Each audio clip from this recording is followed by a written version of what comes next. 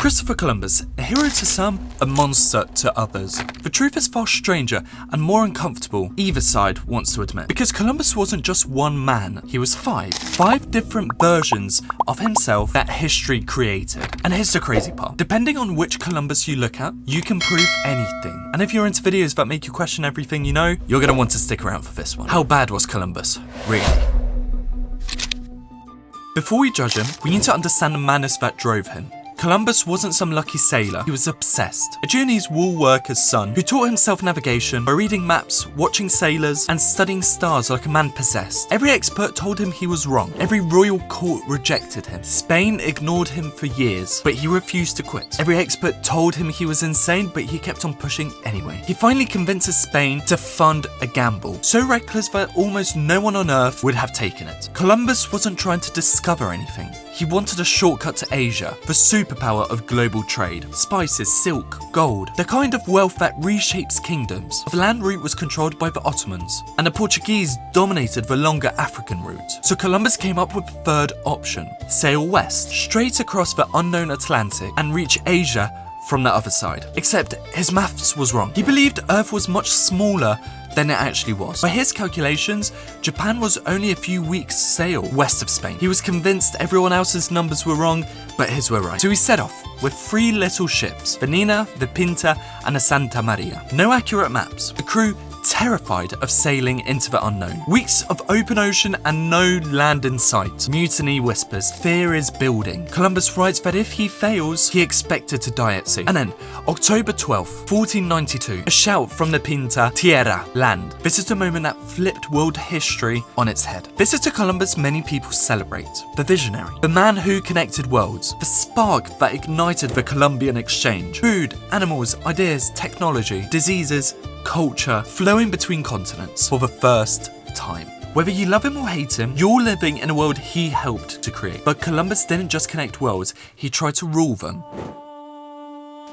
On the first voyage, Columbus built a small fort called the La Navidad. When he returns a year later, it's gone.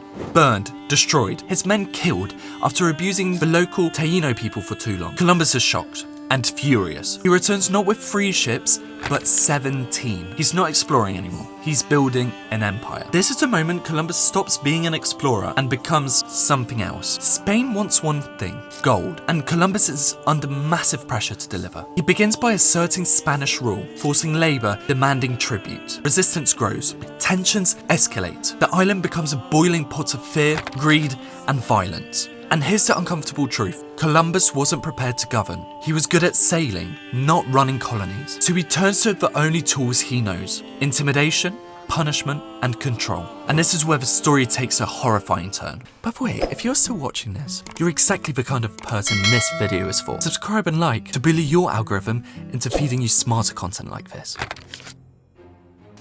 Columbus orders every Taino over 14 to deliver a small amount of gold every 3 months. If they fail, their hands are cut off. There aren't enough gold deposits on the island to meet the quota. People flee, people starve, people die. This policy alone destroyed an entire society. Columbus orders the capture of hundreds of natives, around 500 on one shipment alone back to Spain, to be sold as slaves. About 200 of them die on a journey back. In one of his own letters, Columbus writes that young girls from 9 to 10 are in demand. A chilling detail that reveals the world of exploitation and abuse. Bartolome de las Casas arrives later. He's a priest and he sees the violence and spends the rest of his life documenting it. He writes, Spanish soldiers forced their way into settlements, slaughtering everyone, even children. He describes soldiers betting on who could slice a man in half with a single sword swing. He describes pregnant women being murdered, babies torn from mothers, villages wiped out. Modern historians debate the actual numbers, but they do not debate the brutality.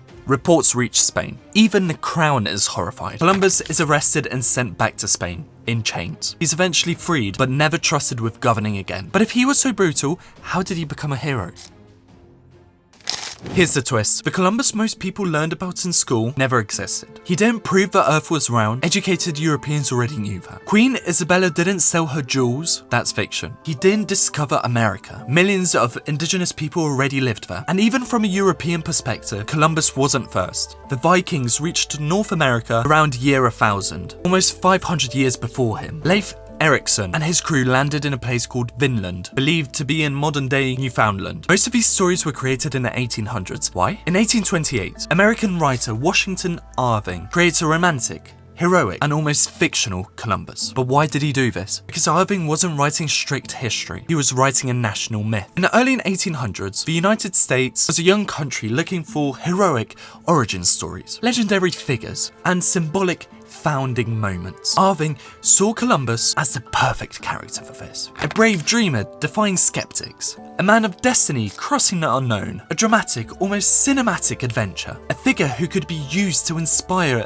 a national identity. So Irving embellished, romanticized, and even invented parts of a story. He wanted Columbus to feel like an American-style hero, not a complicated historical figure. His books became wildly popular, and soon schools picked them up. For decades, kids learned the Irving version of the story, not the real one. In the early 1900s, Italian-American communities adopted Columbus as their symbol of pride and identity. Politicians embrace him, statues go up, a holiday is born. Most of what we think we know about Columbus never happened.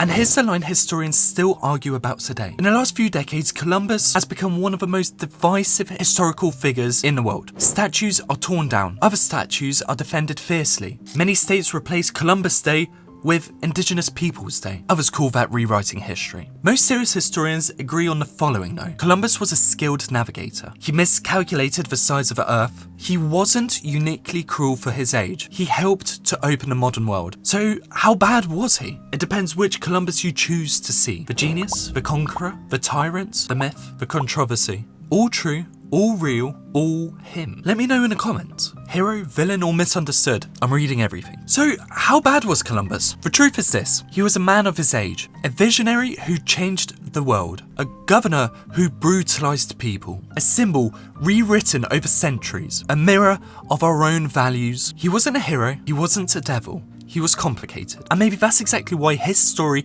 still matters today. Because the way we judge Columbus says more about us than it does about him. If you stayed until the end, thank you. You're exactly the type of person this channel is for. Curious, thinking, challenging what we were taught. Subscribe to make your feed teach you and not distract you.